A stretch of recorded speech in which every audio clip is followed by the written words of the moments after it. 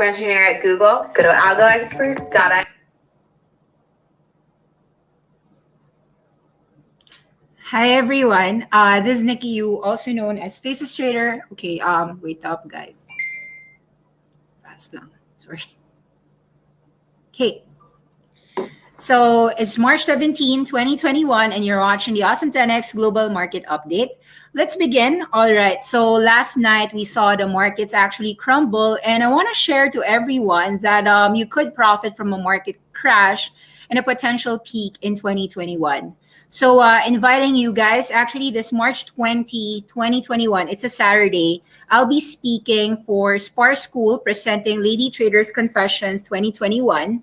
I'll be discussing the nightmare on Wall Street, how to profit from a market crash, a potential peak in 2021, and how to actually beat it with Awesome10X Global Investing, the Awesome10X way. So a few things. I do love some horror shows once in a while. This is me.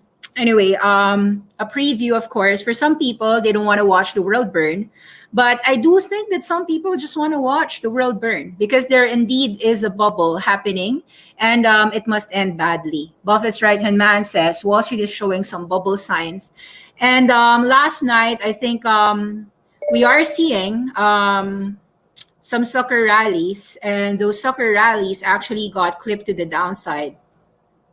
You've got a lot of COVID bankruptcies happening, damaging the economy, empty offices, the shift to remote work.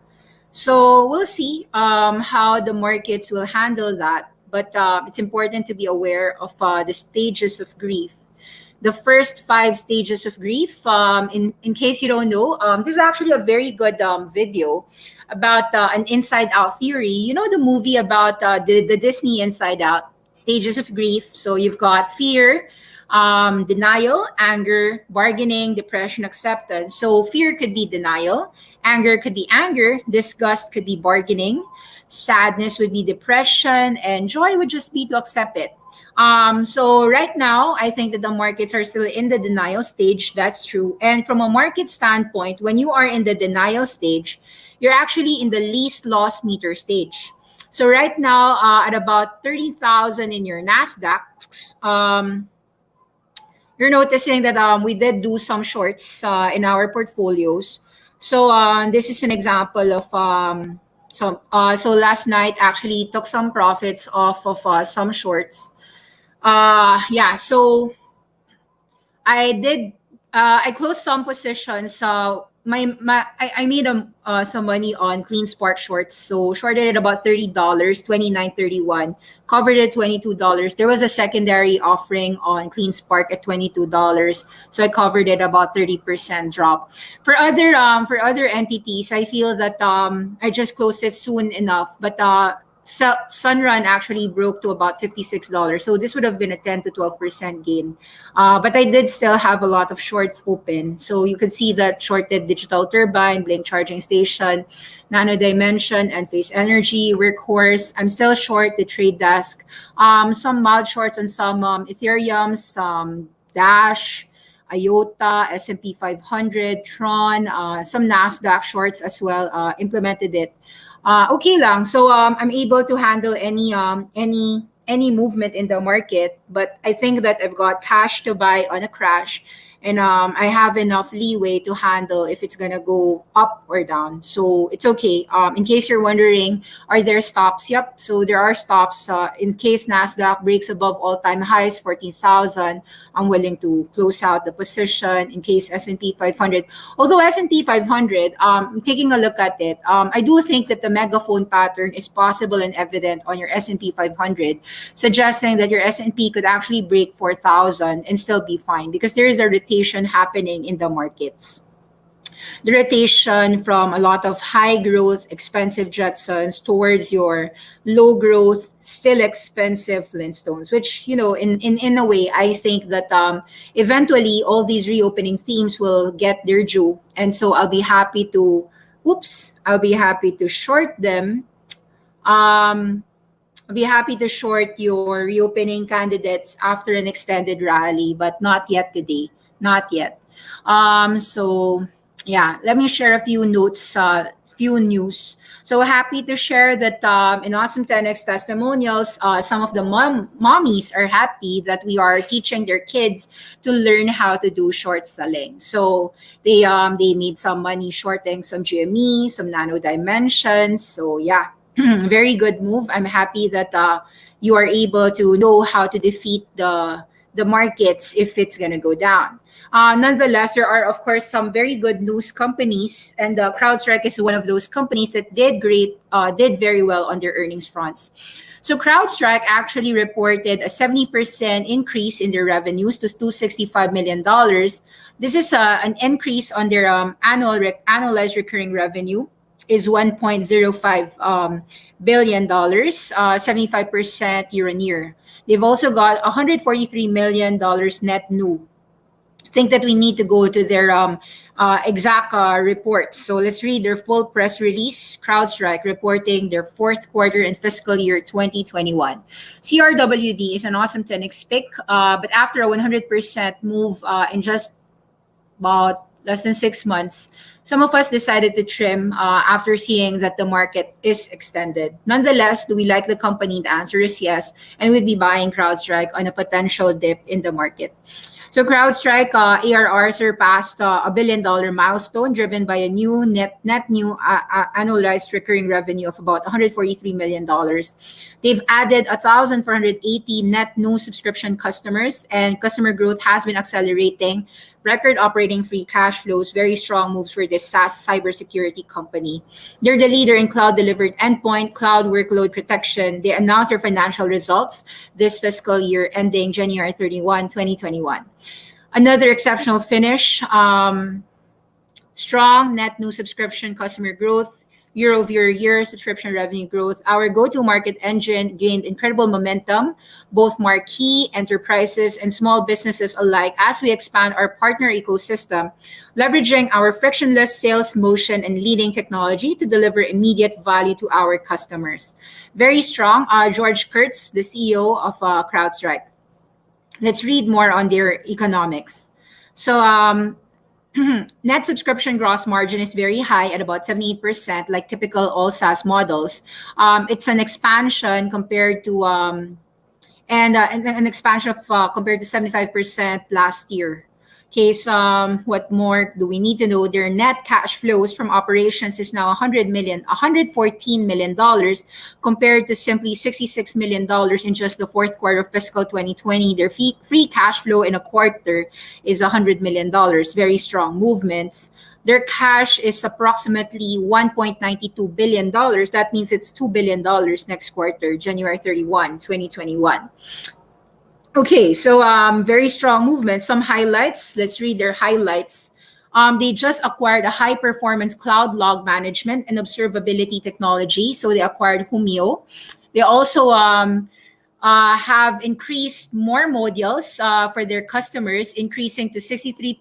That means that their customers are increasing their subscription. So very strong movements. These are what we call net. Your net recurring revenue, your not only is your subscribers growing, they're also increasing their revenue. So very strong movements on that. They also expanded a cloud security posture management and cloud workload protection capability, delivering greater control, visibility, security for cloud workloads and cloud native applications from build to runtime. They integrated the Falcon threat intelligence feeds with network firewall, an essential network protection across the customer's Amazon virtual private clouds. Very strong movement. They also issued $750 million in unsecured notes due 2021 with a cheap coupon rate of simply 3%. They expanded their credit revolving facility to $750 million, which have remained undrawn, which means that this company is cash flow rich, lots of credit lines, and lots of cash. Everything that any awesome 10X would love to own in their portfolio. Now, number one leader of cloud-based cybersecurity. Okay, Cyberline's Frontlines report revealed an observed 4x increase in the keyboard attacks uncovered by the Overwatch team in the last 2 years. Therefore, the need to pursue for many companies to actually use CrowdStrike. Conference calls. let's see. You could see naman in their revenues, you could read that very clearly. In 2020, January, it was $138 million. Now it's about $244 million, a strong subscription increase, something that any Netflix subscriber could love, I'd say that if you were an early believer of Netflix and you made 10x your Netflix, it's very simple. CrowdStrike is done in a SaaS revenue-based model. The more clients, the more subscription revenues. It's just that these clients are the top-tier companies. We're talking about companies like Amazon and banks, and really the biggest of the big companies. We're talking about the top Fortune 500 companies as their clientele. We have an in-depth review of CrowdStrike in our inner circle, but yeah, so you could actually just go into their fourth quarter call, investor presentations, very strong company. So let's read their investor presentation quickly. Corporate reviews. Okay, so our mission, we stop breaches. Great job. CRM Cloud was 1999. ServiceNow was your service management cloud leader. Your HR cloud leader was Workday. But when it comes to cybersecurity cloud, since 2011, they are the best in their industry. So 10 years after, CrowdStrike is the best. You've got exceptional financial profile, something that nobody else can say, and subscription customers still growing very, very well. So it is a company worth buying and holding. You could see that everyone today, they've got an agent bloat, signatures missing the new attacks, no results, and the cost is even high. There's a strong reason why everyone's shifting to cloud-native platform elements, which is powered by cloud-scale AI. So proprietary distributed threat graph, cloud modules, single intelligent agent, everything we already love. So, okay, there's no question that CrowdStrike is on top of everything that they are in, and consumers love them. Customers, all right. So you could see customers have grown in just the last 5 years. Subscription went from 450 to 1,240 to 2,516 to 5,431. And as of full year 2021, we're talking about 10,000 customer base.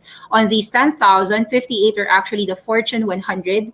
And on the Fortune 500, we're talking about 177, and 12 of the top 20 banks all trust CrowdStrike. If you're thinking, who's going to hack me? Call CrowdStrike 101. All right. So low friction, go to market, supercharged with low friction selling. You've got these customer testimonials. You've got Virgin Hyperloop, Mercedes, Navitas, Globe Telecoms, Magna, State of Wyoming.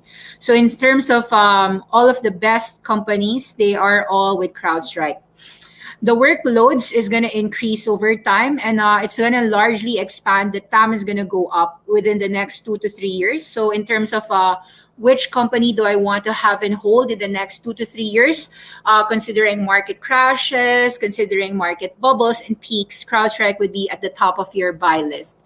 So cloud IT spend is expected to double in the next 3 years, and they cannot actually afford to get hacked. If you're a bank, you can't afford to get hacked. If you're an e-commerce giant like Amazon, you cannot afford to get hacked. So that's the reason why there's a huge cloud security opportunity even in the next 5 to 3 years. So a lot of companies will spend 5% and 10% of their IT budgets on security, and therefore their market estimate is to actually 10x the security spending in the next, and actually a double in the next 3 years. So CrowdStrike Store, they have a lot of a platform as a service for the endpoint customer. Financial overuse, nothing but up. So very strong movement. If you want to tell yourself that, hey, I love the Netflix of the past. Is there a Netflix of the past? I'd say that sometimes the Netflix of the future isn't a streaming, but actually cybersecurity companies. I mean, you could argue that, yes, there's Disney's, there's AT&T's, but what is subscription model? Subscription economy is just simply finding customers willing to pay hundreds and thousands of dollars for. And in this case, you've got 10,000 customers with $1 billion of revenue. Well, that means your 10,000 customers are paying $10,000 every year, which is really nothing if you think about it. So yeah, to protect me, I will pay, something like that. Strong revenue growth, annual revenue, fourth quarter revenue, and so forth. Strong customer retention. The fact that the dollar-based retention rate is always above 120% means that they can upsell. So that's very strong, something that even your Zoom videos would always love to have. And is CrowdStrike actually expensive for what they're doing? Take note, gross margins, their leverage is very low, super duper great model. So it's a company you want to love and you want to win and marry for life. So let's take a look at CrowdStrike's chart formation right now for those who don't have CrowdStrike. So any dips here at about 150 is a great opportunity to continue buying, assuming that you did sell a few here about 240 or even at 220. That is a short-term correction only. You could see that since March, it has rallied from about $50 to about $200 or times 4.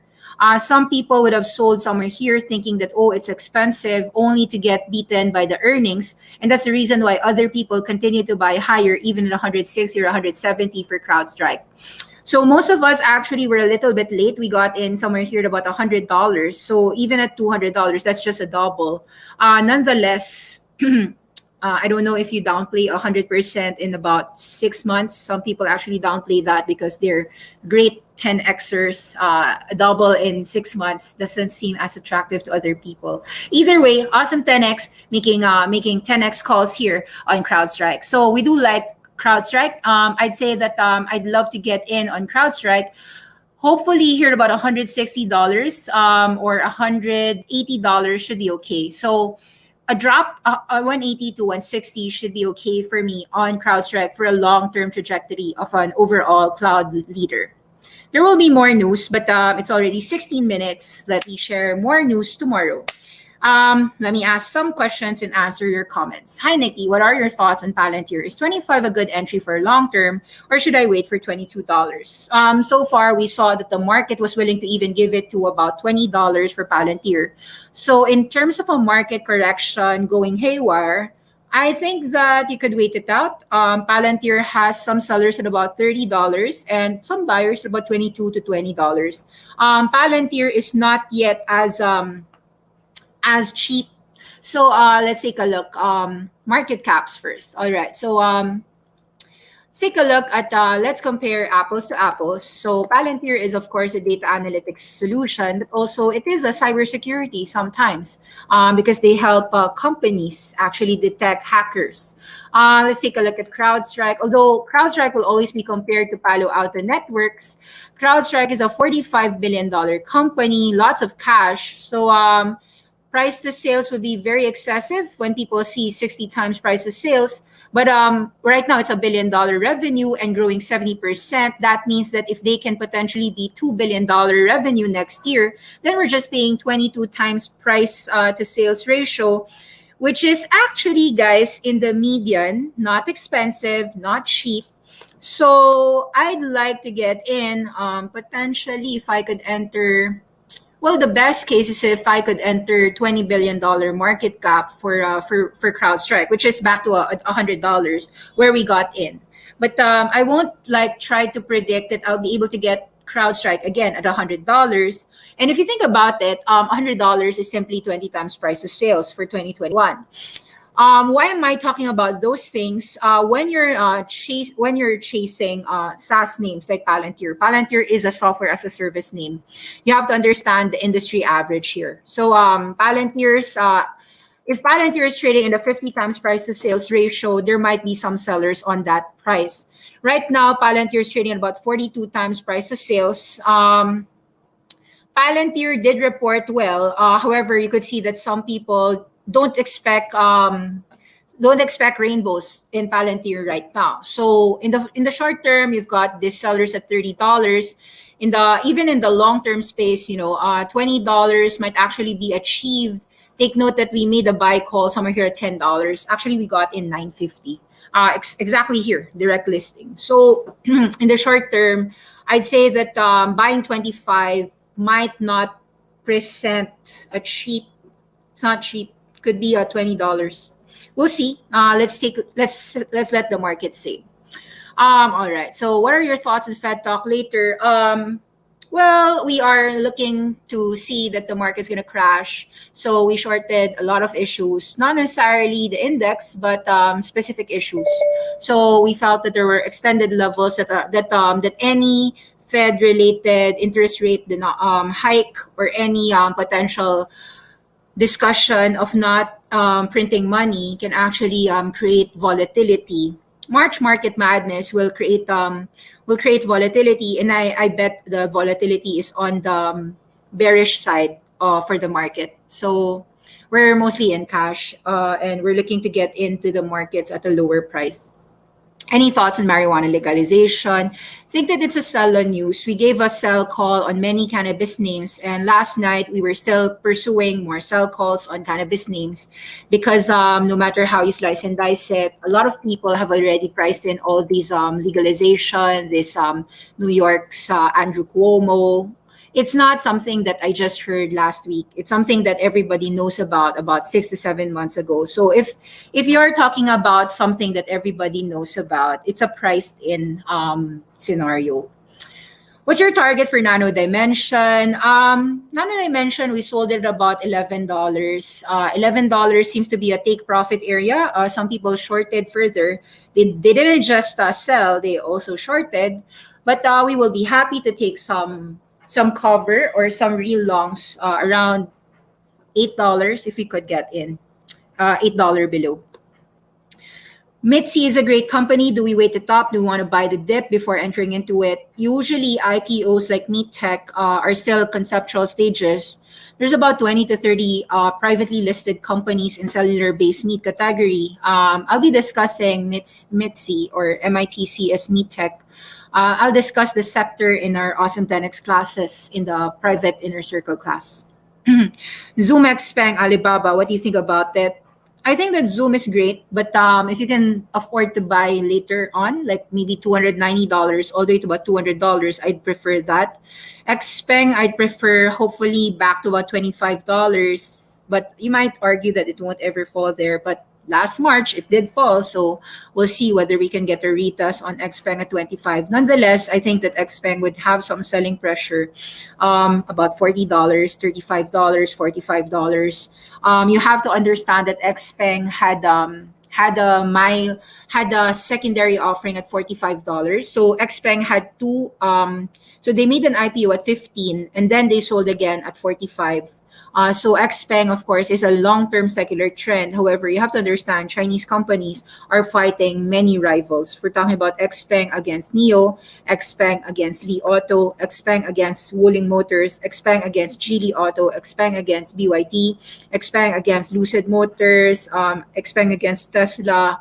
We're talking about a competitive market. And although I like Xpeng, you should understand that it could be a trading range in the next couple of months, especially with the market actually being volatile. Alibaba, I love it at about $200 below. Alibaba is a great company. However, I don't think it goes anywhere above 300 in the next 6 months. So 200 below 160, I'll be able to get in. Waiting for Lucid Motors at 10. Well, I think the Lucid Motors is expensive at 31, 32 and was a great selling area after buying in at about 22 or 24. I think that CCIV, wait it out. I'm not sure if it can even go to 10. Maybe expensive SPAC at 30, 32, yes. But I think like usually these cases wait it out at the recent low of $20. Let's see. If the markets really don't buy it at 20, that's when you could see that it goes to 10 or 15. But until that happens, we'll see. What do you think about Bed Bath & Beyond? BBBY is a reopening play, candles. But if you're still long this is an extension. So BBBY has a lot of buyers at about 12 here. There was a lot of buyers here at about 15. So this is 12, and then some buyers at 15 and 18. But here about 30, I'd say that is more of a sell call. And if you didn't sell at 52 and 40, I'd say that $30 is still a sell. It's not a buying area here for Bed Bath & Beyond. Thoughts on Naked? Naked looks to me to be more like a I think it was a Reddit fueled play. I took a look at the website before. I didn't find anything special.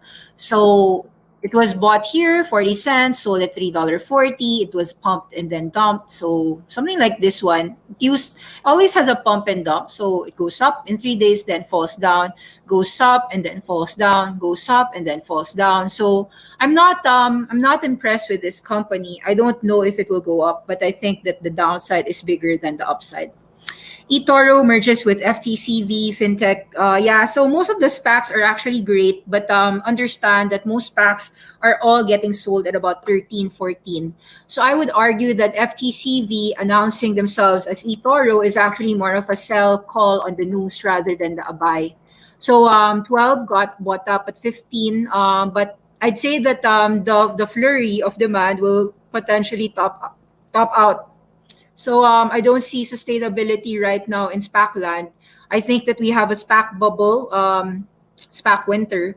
So the bubble could get bursted. So good for eToro that they got to raise money through a SPAC, but I don't think that it will be sustained in the months ahead.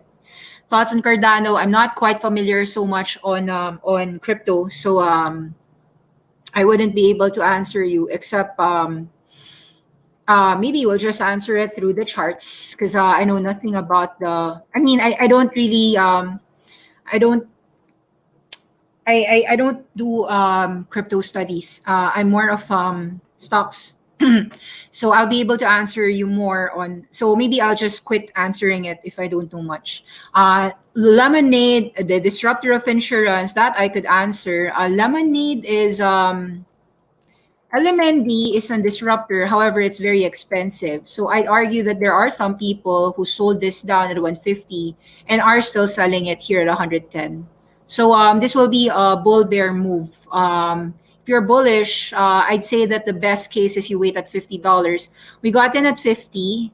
Hopefully, if the market's really like Lemonade, which is really a great company in the insurance front, home insurance, pet insurance, and a lot of those renters. So it's a millennial cult, millennial insurance cult, Lemonade. So we'll see. It's like it's likely to get some buyers at 88 and 70. So perhaps it's not even going to go 50 anymore. Although there's a resistance at 110, people are just profit taking that. I think like it's not really shorted. They're taking profits at 110 and 130. The real shorts will never happen in Lemonade. I mean, I think like it's just people taking profits after they made substantial returns on it. Is like last night's correction on some tech stocks already a good entry or wait for a more larger dip? I'm more on the thinking that we will get a larger dip, so I'd rather wait it out. I don't see a discount yet. So example, if I'm looking to buy some CrowdStrike, if I'm looking to buy some Zoom video, I'll wait for another 20% correction at current levels. So CrowdStrike is 180 right now. I'll wait at about 160. That would be 160, 150. I'll be willing for that. Not necessarily at 100. I mean, if I get 100, that's bonanza, but I'm not like that stupid to wait that low. For your Zoom videos, I think it's now trading at 330. I'll be willing to get in at 290 below. So that's just about 15% lower or 13% lower. So I think that everyone's a little bit apprehensive of the market, which is we discussed a lot what you do in retarded markets, choppy markets, extensions. The right answer is to learn how to be fluid with your cash, be fluid with your stock positions. Others, their spaghetti sauce recipe is to be 100% in cash in a market situation that is very volatile. But we would prefer, my strategy is to preferably be in cash, short companies you don't like, Plug Power plunged after accounting frauds or not necessarily accounting frauds, but some people would argue that it could be accounting frauds because they said that they need to reinstate a lot of accounting. So could be potential larger drops for your Plug Power, essentially because FCell also, these are very conceptual companies right now, very infant zones in their cycles as well. So I would prefer shorting companies with very shaky or very conceptual.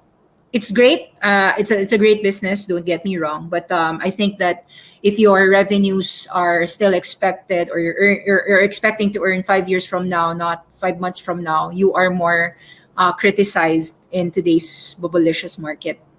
So there are companies that I expect a 30 to 50% downside, while there are also companies that I just expect 10% and I'm in. So yeah.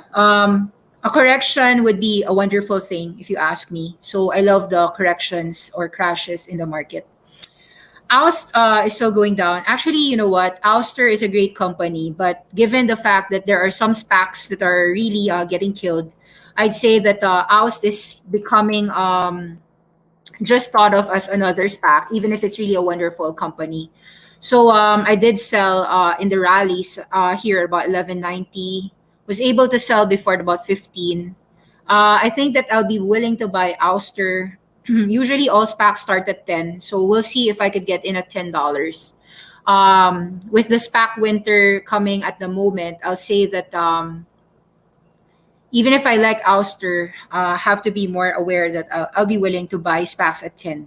Not sure if it's gonna go down, but most SPACs usually supported at 10.